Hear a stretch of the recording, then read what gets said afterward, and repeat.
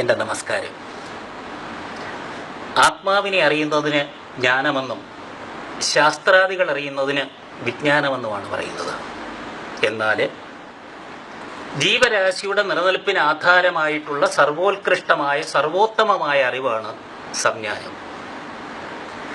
ആ സംജ്ഞാനാർജനത്തിലൂടെ സഹജമായ അഹങ്കാരത്തെ മൂടോടെ പിഴുതു കളയുവാനുള്ള പ്രേരണയേകുന്നതാണ്, അതിനുള്ള പ്രചോദനം നൽകുന്നതാണ് കന്യകാഗമനീയമായ കന്നിമാസത്തിൽ വിരുന്നെത്തുന്ന നവരാത്രി ആഘോഷം. സഹസ്രാബ്ദങ്ങളുടെ പഴക്കമുള്ളതായി ചരിത്രം സാക്ഷ്യപ്പെടുത്തുന്ന നവരാത്രി ആഘോഷത്തെ സംബന്ധിച്ച് വ്യത്യസ്തങ്ങളായ ഐതിഹ്യങ്ങളാണ് വിവിധ പുരാണങ്ങളിൽ രേഖപ്പെടുത്തിയിട്ടുള്ളത്. അതിലേറെ പ്രചാരം നേടിയത് മഹിഷാസുരമർദ്ദനമാണ്. അത് വളരെ ചുരുക്കി ഞാനൊന്ന് പറയാൻ ശ്രമിക്കാം. മഹിഷാസുരൻ എന്ന രാജാവ് ഉഗ്ര തപസ്സനുഷ്ഠിച്ച് ബ്രഹ്മാവിനെ പ്രീതിപ്പെടുത്തുകയും പ്രത്യക്ഷപ്പെടുത്തുകയും ചെയ്തു. എന്താണ് വരം വേണ്ടതെന്ന ജഗൽപിതാവിന്റെ ചോദ്യത്തിന് അച്ഛനമ്മമാർക്ക് ജനിച്ച പുരുഷന്മാർക്കോ ദേവന്മാർക്കോ തന്നെ വധിക്കാൻ കഴിയരുത് എന്ന വരം തന്ന് അനുഗ്രഹിക്കണമെന്ന് മഹിഷാസുരൻ അപേക്ഷിച്ചു. ബ്രഹ്മാവ് അപ്രകാരം വരം നൽകി അപ്രത്യക്ഷനായി. അത്യപൂർവമായ വരസിദ്ധി നേടിയ മഹിഷാസുരൻ അഹങ്കാരിയായിട്ട് മാറി.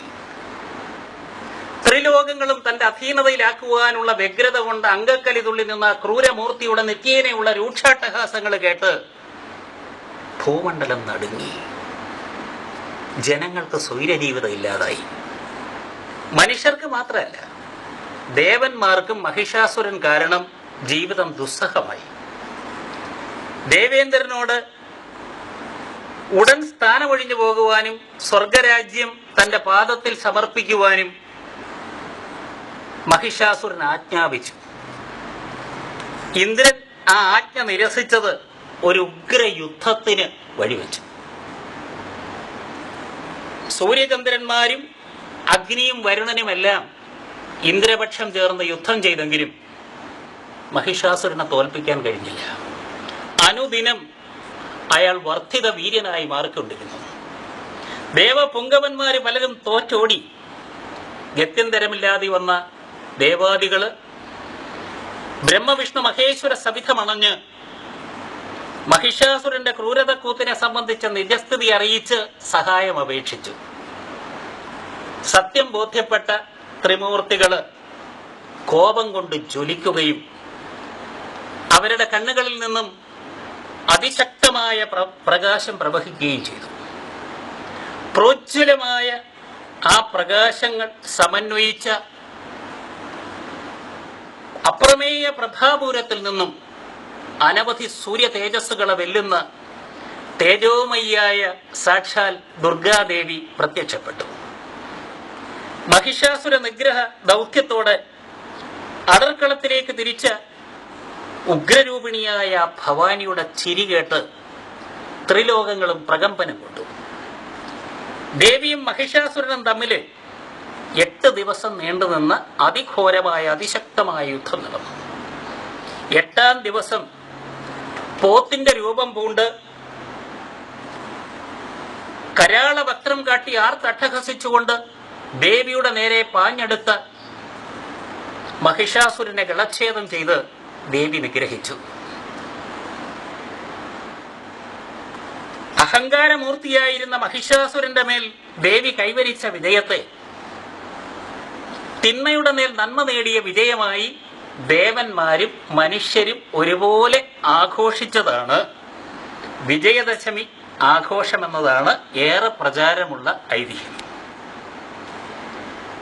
മാനവരാശിയുടെ നിലനിൽപ്പിന് ആധാരമായിട്ടുള്ള അറിവ് പകരുകയാണ് നവരാത്രി ആഘോഷത്തിന്റെ ലക്ഷ്യമെന്ന് ഈ ഐതിഹ്യത്തിന്റെ ആഴങ്ങളിലേക്ക് ഇറങ്ങിയാൽ നമുക്ക് വ്യക്തമാകും. സ്ഥാനമാനങ്ങളും സമ്പത്തും മറ്റും പലരെയും മത്തുപിടിപ്പിക്കുന്നു, അഹങ്കാരികളാക്കി മാറ്റുന്നു. ഈശ്വരാനുഗ്രഹം കൊണ്ടായാലും കട്ടായാലും കള്ളക്കമ്മട്ടം നടത്തിയായാലും 10 പുത്തൻ കയ്യിലൊന്ന് ഒത്തുപോയാൽ പിന്നെ താനേ ഒരു ഗംഗേമൻ എന്ന നെഗളിപ്പും അഹന്തയും മുഷ്കും കാട്ടുന്ന അഹങ്കാരികളായ മഹിഷാസുരന്മാർ നമ്മുടെ സമൂഹത്തിലേറെയുണ്ട്. നമ്മുടെ കൺവട്ടത്ത് ഇക്കൂട്ടർ രൗദ്ര താണ്ഡവമാടുന്നു. നിത്യേന നമ്മുടെ കൺവട്ടത്ത് നടക്കുന്ന കാഴ്ചയാണ് ഇതൊക്കെ. മഹിഷം എന്ന് പറഞ്ഞാൽ പോത്ത് എന്നാണ് അർത്ഥം. മൃത്യുകാരകനായ കാലന്റെ വാഹനമാണ് പോത്ത്.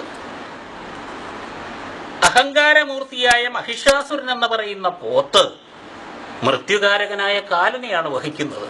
എന്ന് വെച്ചാല് അഹങ്കാരം മൃത്യുവിനെ വഹിക്കുന്നു, മൃത്യുവിലേക്ക് നയിക്കുന്നു, അതായത് മരണത്തിലേക്ക് നയിക്കുന്നു എന്നാണ് ഇതിന്റെ അർത്ഥം. ആസുരവും മൃഗീയവുമായ ഈ അഹങ്കാരത്തെയാണ് ദേവി നിഗ്രഹിക്കുന്നത്, വ്യക്തിയെ അല്ല. നിഗ്രഹം എന്നത് കേവലം ബാഹ്യവും പ്രതീകാത്മകവുമാണ്. പരമാത്മാവിലെത്തുക എന്ന് പറയുന്നത് ജീവാത്മാവിന്റെ പരമദൗത്യമാണ്. ആ പ്രയാണ മാർഗത്തിൽ പ്രതിബന്ധം സൃഷ്ടിച്ചുകൊണ്ട് നിൽക്കുന്നതാണ് കാമം, ക്രോധം, ലോഭം, മോഹം, മദം, മാത്സര്യം, ദംഭ, അസൂയ എന്നീ 8 തലയുള്ള അഹങ്കാര സർപ്പം. ഇതിനെയാണ് അഷ്ടാഹങ്കാരങ്ങളെന്നും അഷ്ടരാഗങ്ങളെന്നും ഒക്കെ പറയുന്നത്. അജ്ഞാനത്തിന്റെ അന്ധകാരത്തിൽ നിന്നുമാണ്, അജ്ഞാനത്തിന്റെ അന്ധകാരത്തിൽ നിന്നുമാണ് അഹങ്കാരം ജനിക്കുന്നത്. അറിവില്ലായ്മയാണ് അഹങ്കാരത്തിന് കാരണം. ഈ അഹങ്കാര സർപ്പത്തിന്റെ 8 തലകളെയും വിവേകാനുഭൂതിയാകുന്ന വാളുകൊണ്ട് ഒന്നൊന്നായി ഛേദിച്ചു കഴിഞ്ഞാൽ പിന്നീട് നവമിയുടെ വരവായി. നവം എന്നാല് പുതിയത് എന്നാണ് അർത്ഥം. അജ്ഞാനത്തിന്റെ അന്ധകാരം നിറഞ്ഞ 8 രാവുകളിൽ നിന്നും രക്ഷപ്പെട്ടാല് അഷ്ടരാഗങ്ങൾ അകരുകയും സംജ്ഞാന പ്രഭ ചൊരിയുന്ന നവമി എന്ന പുതുമയിലെത്തുകയും ചെയ്യുന്നു. ജീവബ്രഹ്മൈക്യ വിജയത്തിന് യോഗ്യമായ സംജ്ഞാനം സിദ്ധിച്ച വ്യക്തി സർവതന്ത്ര സ്വതന്ത്രമായ ശാന്തിയുടെയും ആനന്ദത്തിന്റെയും ഔന്നത്യത്തിലേക്ക് ഉയരുന്നു. ആ വിജയം സംഭവിക്കുന്ന ദിവസമാണ് വിജയദശമി എന്നാണ് ഇതിന്റെ അർത്ഥം. കർമ്മം ഭഗവത് പൂജയാക്കി മാറ്റുവാൻ പ്രേരണയേകുന്നതോടൊപ്പം വസ്തുനിഷ്ഠവും ആത്മനിഷ്ഠവുമായ അറിവുകളെ വിഭജിച്ചു നിർത്തുന്ന അന്ധകാരത്തെ അകറ്റി അകവും പുറവും ഒരേ വെളിച്ചമാണ് എന്ന പാരമാർത്ഥിക സത്യം ഇത് ബോധ്യപ്പെടുത്തുന്നു. അറിവിനെ വിഭജിക്കുന്ന രേഖയുടെ ഛേദനം സംഭവിച്ചാലേ പരമാനന്ദം ലഭ്യമാകും. കർമ്മത്തിന്റെ ഈ മർമ്മം ബോധ്യപ്പെടുത്തുകയാണ് നവരാത്രി ആഘോഷത്തിന്റെ ധർമ്മം. എല്ലാവർക്കും എൻ്റെ ഹൃദയം നിറഞ്ഞ സ്നേഹം നിറഞ്ഞ ദസറ ആശംസകൾ. വിജയീ ഭവ.